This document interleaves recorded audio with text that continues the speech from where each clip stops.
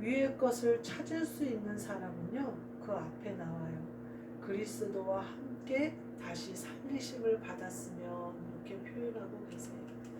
그리스도를 영접하고 다시 살리심을 받았으면 그 이후로는 위의 것을 생각하고 살아라, 이렇게 말씀하고 계시는 거예요. 어제 목사님들과 함께 얘기를 나누시고 오셔서 목사님이 뭐라고 그러시냐면, 이제 은퇴하시고 이렇게 한 목사님들의 로망이 뭐냐면 임대 아파트에 들어가는 거예요. 그러면 이제 노후에 집 걱정이 없다는 거죠. 목사님들이 그만큼 이 땅에서 거할 곳이 없는 거예요. 뭐 큰 교회 목사님들이야 괜찮으시겠지만 적은 교회, 개척교회 혹은 또 협동 목사님으로 이렇게 어떻게 저렇게 목회를 하시다가 집을 마련하기는 어려우시죠. 그러니까 이제 나이가 들어서 은퇴하게 되면 거처할 곳이 임대 아파트가 딱 되면 안정되게 나라의 도움을 받으면서 살 수 있어서 그것을 많이 꿈꾸신다는 거예요. 연로하신 목사님들이. 우리 목사님들이 사실은 이 땅에서는 집이 없어요. 제가 그 결혼해서 이사를 몇 번을 다녔는지 몰라요. 우리 아들이 초등학교를 제가 3번인가 5번인가 6번인가 더 이상이에요. 더 이상 전화를 다녔어요. 그런데 그만큼 목사님들이 뭐 이렇게 부목사님으로 계시기도 하고, 같은 교회에 있다가도 교회에서 사택이 여유 있는 교회도 있지만 이렇게 계약을 했다가 이사가 와서 다른 데로 이사 가라고 하는 경우도 있어서, 교회는 같은 교회지만 사택은 자꾸 이사를 가야 되는 경우도 있었고, 여러 경우들이 많아요. 우리는 어차피 교회를 중심으로 간 목사들은 그렇지 집이 우선이 아니에요.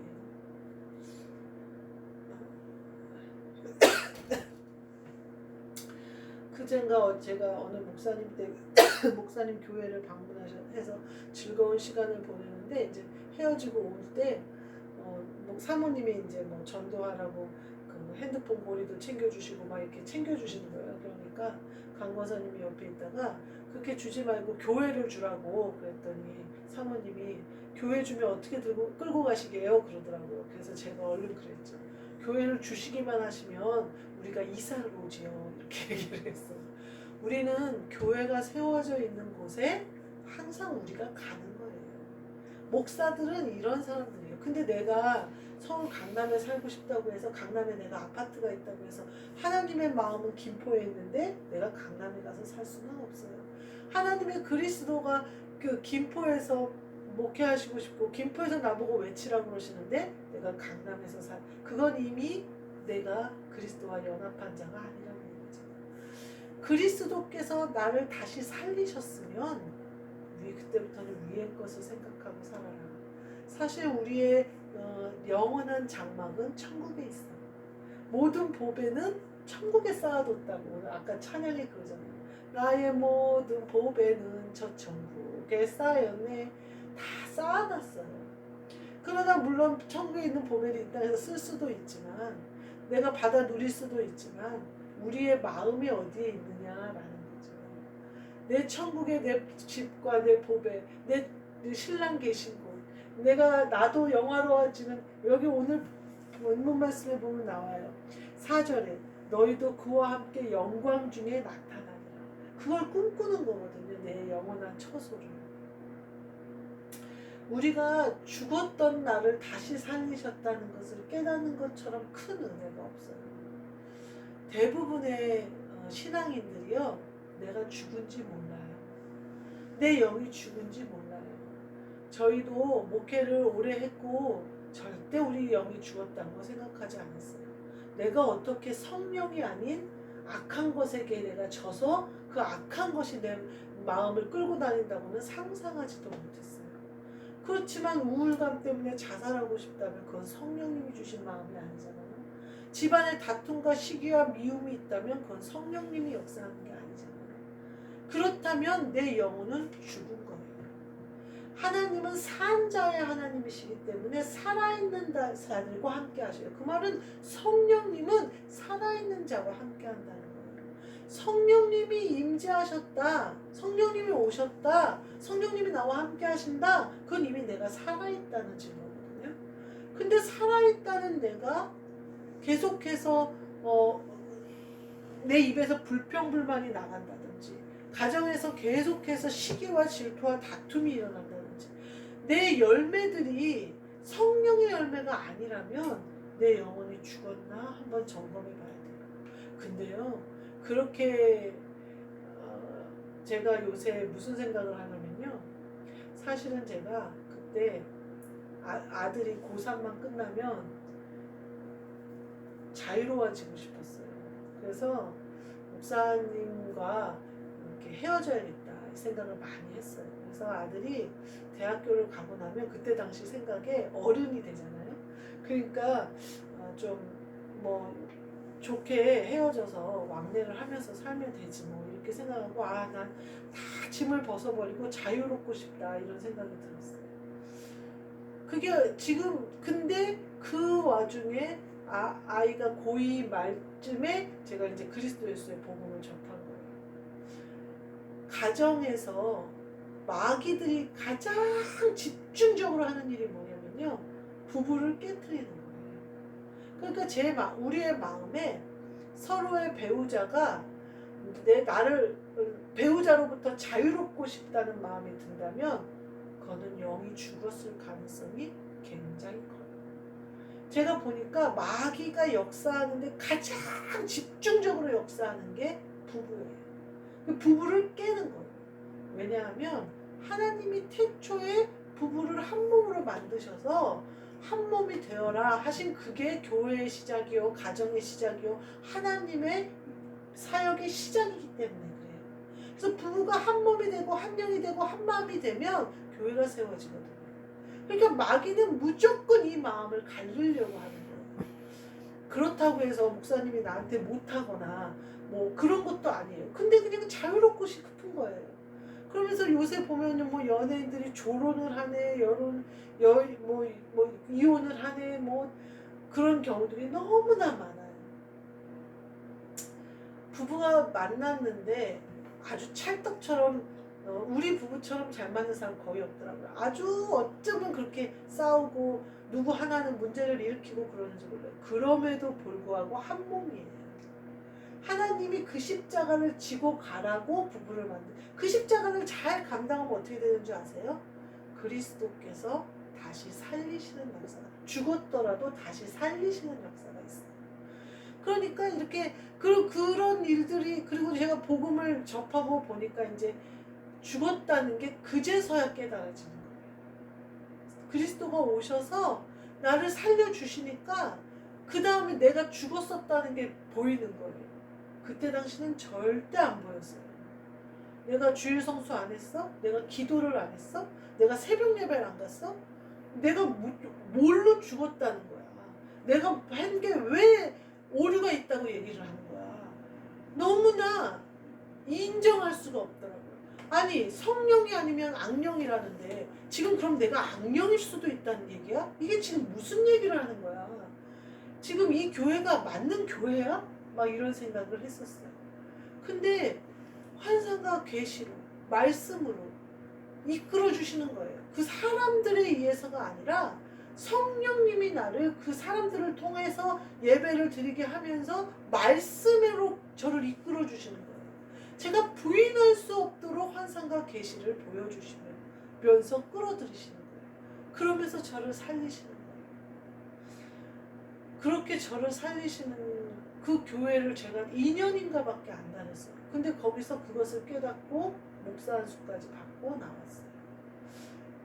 참 그 1년의 과정을 보면서, 그러면서 부부 관계가 완전히 바뀌었어요.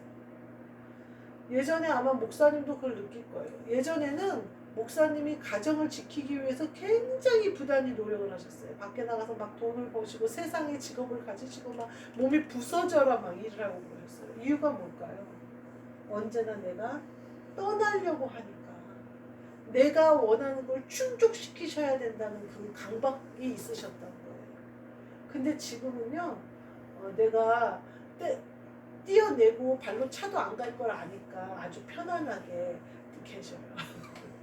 그거는 왜냐면 마음이 한 마음이기 때문에 내 마음이 저 마음으로 전달이 되는 거예요. 그러니까 목사님이 그럴 때는 그 전에 우리 영혼이 죽었을 때는 불안하신 거예요. 본인도 모르게. 내가 표현하지도 않고 말하지도 않았지만 보인도 모르게 불안한 거예요. 그러니까 저것이 좋아하는 돈이라도 쥐어줘야 저것이 안 가지라는 생각을 막 가지신 거예요. 그러니까 막 쫓기듯이 막 세상에 나가서 몸이 부서져도 일을 막 하시는 거예요. 그러면서 빚은 막 눈덩이로 불어나면서 막 굴르기 시작하는데 아무리 둘이 거의 500을 버는데도 빚이 막 700이 되고 800이 되고 다달이 나가야 되는 돈이 막 눈덩이처럼 불어나는 거예요. 그래서 집도 잃고 다 났죠. 근데 지금이 훨씬 평안하고 행복해. 그거는요, 땅의 것을 생각하는 사람은 이해할 수 없는 일이에요. 사실은 그때가 아니라 지금 이혼을 생각해야 돼요. 땅의 것을 생각한다면. 지금 조건이 훨씬 이혼할 만한 조건이에요. 근데 지금은 아까도 말했지만 발로 떼어 밀어도 제가 갈 생각이 없어요. 지금은 제가 순종하고 받들어 남편과 함께 하기를 원해요. 그 완전히 산 자와 죽은 자의 마음이 다르잖아요. 산 자와 죽은 자의 마음이 달라요. 죽어있는 자는 어때요? 땅의 것을 생각하는 거예요. 점점 수월로 들어가는 거예요. 가정을 깨는 것으로, 부부를 깨는 것으로. 그게 자유로워지는 걸까요? 그게 바로 십자가를 버리는 거예요. 주님을 버리는 거다, 그 말이에요. 내 십자가를 버리는 거는요, 예수 그리스도를 버리는 거예요. 예수 그리스도가 뭐라고 그러셨어요? 나를 따라오려거든 너를 부인하고 네 십자가를 지고 나를 따라와. 그건 얘기는 뭐냐면요, 네 십자가를 지지 않고 너를 부인하지 않으면 나를 따라올 수가 없다는 얘기예요. 근데 자꾸 내가 자유롭고 싶대요. 나는 신앙생활도 자유롭게 하고 싶대요. 내가 어디 가서 봉사하면 이거보다 더 인정받고 봉사할 수. 하나님이 기뻐하지 않는 봉사를 하면 뭐 할 거예요? 보배가 천국에 쌓이지를 않는데. 사울이 왕이 됐으면 뭐 할 거예요? 하나님으로부터 버림을 받았는데. 내가 모든 걸 가졌으면 뭐 할 거예요? 큰 교회 당회장 부인이 되거나 내가 큰 교회 목회를 하면 뭐 할 거예요? 하나님이 버렸는데. 내 영이 죽었는데. 그거는 아무 소용이 없어요. 하나님이 인정하시는 사람, 하나님이 살았다 한 사람, 하나님이 산자의 하나님 되셔서 우리 안에 오는 사람, 그 사람이 되어야 된다. 완전히 마음 자세가 다르다는, 조건에 있지 않다는 거예요. 몸부림치면서 살 필요가 없어요. 마음이 하나가 되니까. 있어도 사랑, 없어도 사랑. 이렇게 그리스도와 함께 다시 살리심을 받은 사람들은요, 내가 죽었던 것을 알아요. 그리고 다시는 그곳으로, 다시는 빼앗기지 않아야 되겠다.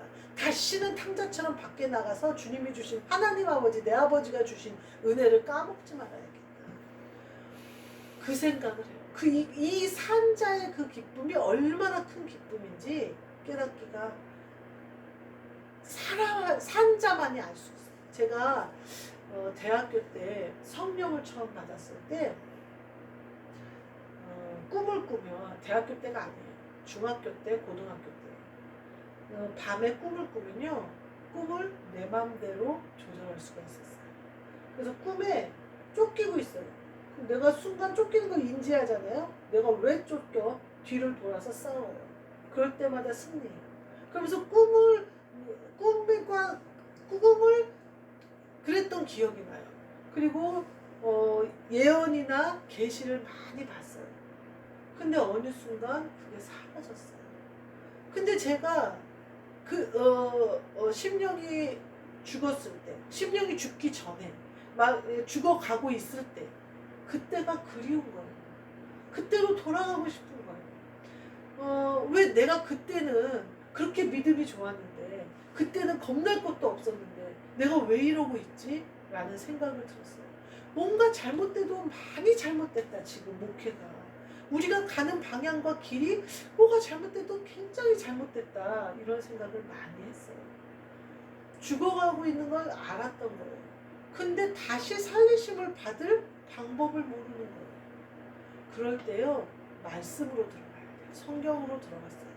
그러면 성령님이 역사하사 말씀 가운데 우리에게 저에게 깨닫게 해주셨을 거예요. 근데 절대 말씀이 안 읽혀요. 말씀이 넘어가지가 않아요. 모든 것이 막혀있고 모든 것이 캄캄해서 죽어있는데 밥이 넘어가겠어요? 죽어있는데 물이 넘어가겠어요? 누군가 살려줘야죠. 그러니까 하나님이 그 교회를 보내셔서 나를 살리실 성령님이 오실 수 있는 예배를 드리게 하신 거예요. 그 예배를 통하여 성령님이 오셔서 우리를 살려주신 거예요. 살고 나니까 어때요? 그때부터 말씀이 그분들이 하는 말이 뭐냐면 우리의 말이 아니라 성경을 보시고 깨달으시면 됩니다. 성경으로 계속 말씀. 근데 영이 살아나니까 성경이 깨달아져요. 성경이 열려요. 완전히 달라요. 산자가 먹는 거예요. 산자가 마시는 거예요. 그런 사람들은요, 위의 것을 생각해요. 땅의 것이. 모든 것의 기준이 땅의 것이 되지 않아요. 다윗처럼 하나님의 뜻이면 내게 이루어주시고, 하나님이 너 아니다 그러면 그것도 아멘입니다. 내가 왕이 된 것보다 주님의 성전에 뭉지기가 훨씬 좋습니다 라고 말할 수 있습니다. 땅에서 내가 성공하는 것보다 하늘 귀퉁이에 내 집이 있는 게 좋습니다 라는 고백이, 그것이 더 좋다는 것을 아는 자가 살아있는 자라는 거예요. 우리가 그 4절 말씀처럼 생명이신 그리스도께서 나타나실 그때 너희도 그와 함께 영광 중에 나타나리라. 우리는요, 이처럼 그리스도께서 나타나실 때 영광을 중에 나타나신 것처럼 우리도 동일한 그 영광에 참여하는 자예요. 그 은혜를 생각하시면서 다시는 땅의 것을 생각하는 자. 그 뒤에 5절 말씀을 보면 지체를 죽이라 뭐 이렇게 쭉쭉 나와요. 니네 옛사람의 행위를 벗어버리라. 새 사람을 입었으니 이제 새롭게 하심을 입은 자로 살아라. 이렇게 얘기해요. 절대 옛사람의 습관으로 돌아가서 다시 이 은혜를 빼앗기는, 이 선물을 빼앗기는, 이 귀한 보배를 빼앗기는 일이 없도록 위의 것을 생각하시고 위의 것을 찾으시는 저와 여러분이 되시기를 주님의 이름으로 축복합니다. 아멘. 기도하겠습니다. 하나님 감사합니다. 우리를 다시 살려주셔서 위의 것을 찾으며 살 수 있도록 허락하신 은혜를 감사합니다. 위의 것을 찾아서 그리스도가 영광 중에 나타나실 때 우리도 영광 중에 나타날 수 있는 은혜에 참여하는 우리 모두 되게 하여 주옵소서. 예수 그리스도의 이름으로 기도하옵나이다. 아멘. 하늘에 계신 우리 아버지, 이름이 거룩히 여김을 받으시오며 나라가 임하시오며 뜻이 하늘에서 이루어진 것 같이 땅에서도 이루어지이다. 오늘 우리에게 일용할 양식을 주시옵고 우리가 우리에게 죄 지은 자를 사하여 준 것 같이 우리의 죄를 사하여 주시옵고 우리를 시험에 들게 하지 마시옵고 다만 악에서 구하시옵소서. 나라와 권세와 영광이 아버지께 영원히 있사옵나이다.